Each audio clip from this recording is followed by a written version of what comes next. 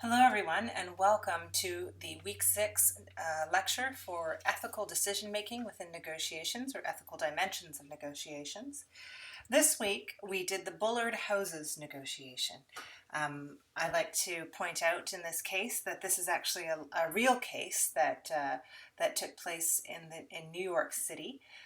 Where a house called Villard Houses on the left of your screen was turned into a hotel that appears on the right of your screen. So the glass part of the hotel is coming out of the top. But the interesting thing about this negotiation is the idea that there are two agents, and in order for the agents to come to a deal, something must have happened that is not entirely in line with the wishes of the people these agents are representing. It could be that deception was used. It could be that omission was used within the negotiation. Or it could be that somebody lost sight of the goals or interests of the people they're representing. Regardless, this negotiation helped us to think a little bit about the consequences of ethics, or the role, rather, of ethics within a negotiation. So let's spend a little bit of time defining ethics.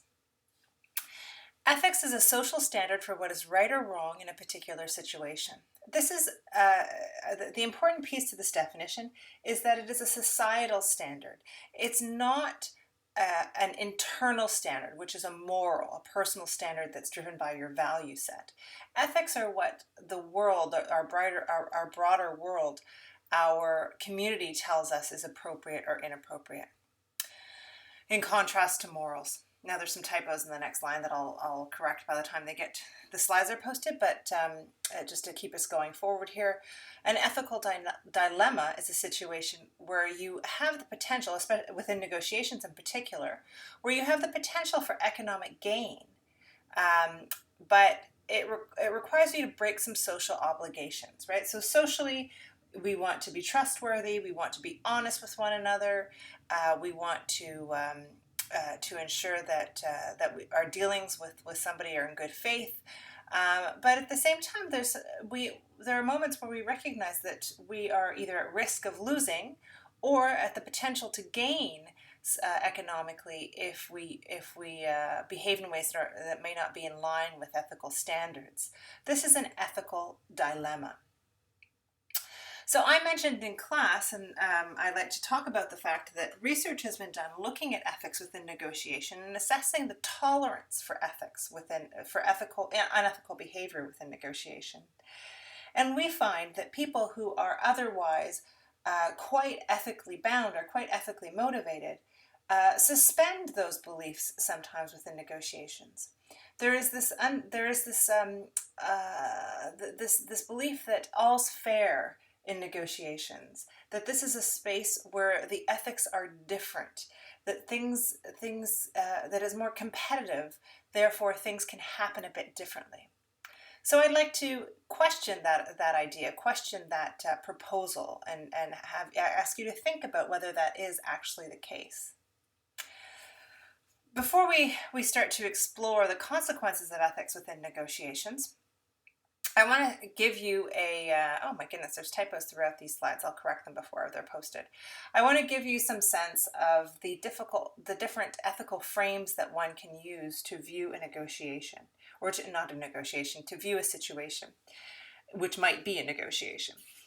These are available within your textbook, so I invite you to read Chapter 9 and understand Chapter 9, but just to go over them briefly here for you. These are the various ways that we can analyze situations. The first is the end results frame, and this is a viewpoint where we look at what is achieved or what the outcomes are, and make a decision about whether something is ethical based on whether or not based on the end results, based on what is achieved. So this idea that the ends justify the means would fall into this category of end results frames. Then there's duty ethics, and this is where you might perceive an obligation to never engage in unethical behavior. And this is just you feel bound to behave in certain ways. You feel that it's wrong or unjust simply because your obligations to others and your obligations to the social world. Third is a social contract. This is where you want to behave in ways where your conduct would be respected within your community. So you hold yourself up to a standard that is relative to others within your community, within the group that you're operating within. You have a social contract to behave in a given way, and this might vary from context to context or from community to community. But essentially, you're bound to others. You're bound to the idea that I want to. There's a tolerance level within this community to behave a certain way, and that is that is what dictates how I will behave. Fourthly, there's personalistic ethics. This is where you use your own conscience to decide what is ethical and what is unethical. It's rooted in your own ideas and your own values of what is appropriate and what's inappropriate. These are the different frames that you were able to put on a given negotiation. Now, we spent some time, pardon me, excuse me. We spent some time talking about the varieties of unethical behavior that exist. They include selective disclosure, so withholding information, or even exaggerating information that we have. Outright misrepresentation, so this is a lie. This could be some sort of deception around some of the issues. We often see them around the target points or the resistance point, right? I can't go below this value. That's misrepresentation. There's false threats. This is playing chicken.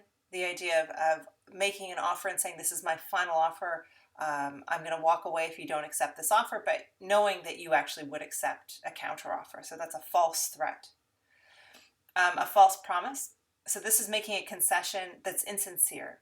Sometimes we find ourselves making concessions that aren't really concessions. We're giving something up that isn't important to us, but we make a big show of giving it up. That's a false promise. It's an insincere concession. And finally, the last bit of unethical behavior is inflicting direct unintentional harm. Or intentional harm, rather. This could be where you know that it's going to hurt somebody or it's going to put somebody in a worse position for you to take something from them, but you do so anyway because for economic gain, because you want the value that they hold. Right? And often we excuse this behavior in ourselves. We just say things like, it was unavoidable, I had to do it. I had to get that value either for my client or for myself. It didn't hurt them. They had they got value elsewhere. So what's the harm? I did it to avoid something even worse. So I was saving them some other type of pain. I did it to provide a greater good, so it was for some bigger cause, some bigger reason. Everybody else will be able to enjoy the consequences of this negotiation. And this idea of in a negotiation, it's fair, it's okay because of this situation. This type of behavior makes sense here. So we come up with all kinds of rationalizations for our behavior, explaining it away. Things that seem to only work in the context within negotiation that wouldn't work in other facets of our lives, right? So I challenge you to think about this type of behavior and to think about the consequences of behaving unethically. Some of the things I'd like to point out are there are fairly significant and important consequences for unethical behavior within negotiations. First, if you behave in ways that are unethical, it's likely that you will continue to behave in ways that are unethical in future negotiations. So you're creating a pattern of behavior. And similarly, if you're negotiating with somebody who is behaving unethically, you can expect that they too will behave in ways that are unethical later on. This can lead to changes in your reputation. If you are caught even in a small way, even if somebody has a suspicion, you can develop a reputation for being unethical. And this is not somebody who people want to deal with regularly. So there are significant consequences in terms of your reputation and your future negotiation success.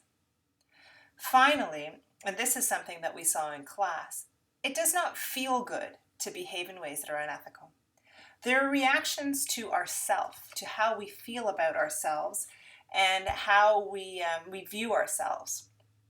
And from the work that we did within self-assessment for negotiation, we know that our view of ourselves and our belief in ourselves has significant consequences for our ability to be successful within a negotiation. So we are damaging our own belief in ourselves, our own reactions to our behavior and the way we feel about ourselves within a negotiation. So there are consequences both in terms of the negotiation itself, in terms of our reactions to ourselves, and in terms of our ability to be successful in future negotiations because of reputational effects. Right? So I put that out there as a caution to this idea of any type of a temptation to behave in ways that are unethical.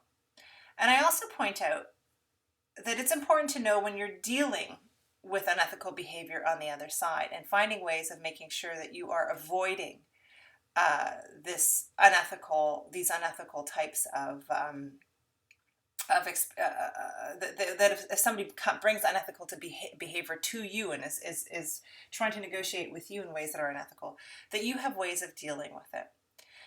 So your textbook goes through these as well, but they are really good tips really good ways of dealing with unethical behavior. The first one offered is be prepared. So to make sure that you that you know all the details of your negotiation, that you understand all of the issues and the interests and the potential interests, to the extent that you are prepared and you understand the space in which you're negotiating, you'll be much more able to spot places where somebody is deceiving you or telling a half-truth or omitting information. If you sense that somebody is behaving in a way that is unethical, is lying to you or omitting information, continue to ask probing questions. If somebody is not telling the whole truth, they will be lacking some detail, and sometimes a probing question can help to identify some of the holes in the story. The next one is to use contingency contracts. A contingency contract is an if-then contract. It helps us to exchange risk within a negotiation. This is where you might say, if you are able to achieve this level of response, then I will get that. So if you feel that somebody is promising too much within a negotiation, if they say, well, I'm going to sell you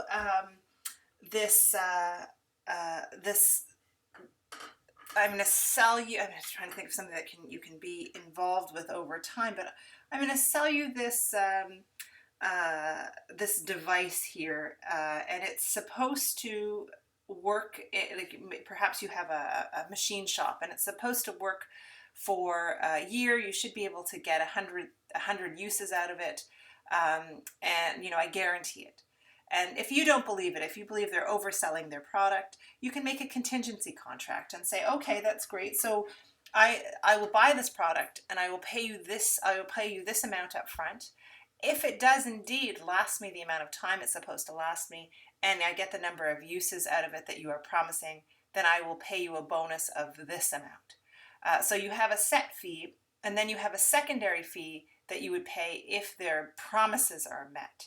And this allows you to minimize the amount of risk that you take on. If the other person is confident in their assumptions, believes that they're being truthful about the promises they're making, they'd be willing to accept a little of the risk and give you a contingent payment plan. The next issue with dealing with deception is be direct in your questioning. And this simply means that if you identify a space where you believe that somebody is deceiving you, ask them outright for answers to questions. Ask them outright for for a response to a given issue. And if they're not able to answer, then you're in a murky space. The next one is to call them on it. This is where you simply indicate that I believe that you're bluffing. I believe that you might be lying to me. You can do this tactfully and expressing your unhappiness about that situation and encouraging them to come clean or to point to be a little more straightforward with you. The next tactic would be to encourage truth telling. And this is a slightly different tactic in that you don't necessarily have to call somebody on their behavior. You could just try and set a norm for telling the truth. So reminding them this is a long-term relationship. I'm really hoping we can be honest with one another. Can we clarify some of the details, and then going back over some things where you think that you may have been lied to. Finally, your textbook does have another point that they talk about. That your textbook talks about responding in kind. That means if somebody lies to you, you lie to them. Now, this is a bit of a dangerous tactic, and your textbook actually doesn't recommend it. They just simply list it, but I've taken it off the list just in order to make sure that there's no ambiguity here, that it is actually a pretty dangerous tactic. And as we indicated when we did our unit on social dilemmas, it's when you meet deception with deception, you can end up in a spiral of deception where the negotiation falls, can end up in a great deal of trouble because you end up lying and lying and lying and lying to one another. Now, the final point that I want to raise is the idea that we need to take steps not only to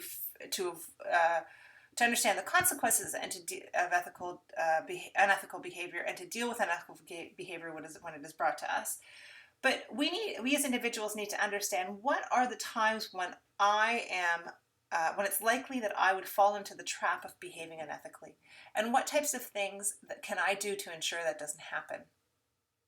The first thing you can do is remember that one of your most important currencies within a negotiation is your reputation. Remember your reputation when you're negotiating, and when you start to feel a little uncomfortable with how things are playing out, remember that there are consequences for your reputation, and think about what those consequences might be. They might help. That idea might help to keep you on the straight and narrow. The other point I would like to raise here is often we behave in ways that are unethical. We tell half-truths, or we shape answers based on things that aren't necessarily true when we are uncertain of how to answer difficult questions, when we're caught in a tough corner. So think through how you will respond to the tough questions. In the Bullard negotiation, the tough question is, what will you use the property for? You have to go into the negotiation with an answer to that is direct and honest. Right? My agent is not allowing me to divulge that information at this time. So you have to be honest and direct, even if it does kill the deal. As we've noted in class several times, sometimes the best deal is no deal. Be direct and clear about which questions you will not answer. It is perfectly okay within a negotiation to indicate that there are limits to what you are able to share. You can still create a relationship with somebody, an honest and open communication with somebody, but indicating where the limits of your information sharing privileges are, as we've just outlined for Bullard houses. All right, so that is our lecture on ethical dimensions within a negotiation. I encourage you to read Chapter 9, which reviews some of this material and introduces a few other ideas and concepts. And then for next class, we'll be participating in an online negotiation called Virtual Victorian. Thank you, everybody, and I look forward to seeing you in class.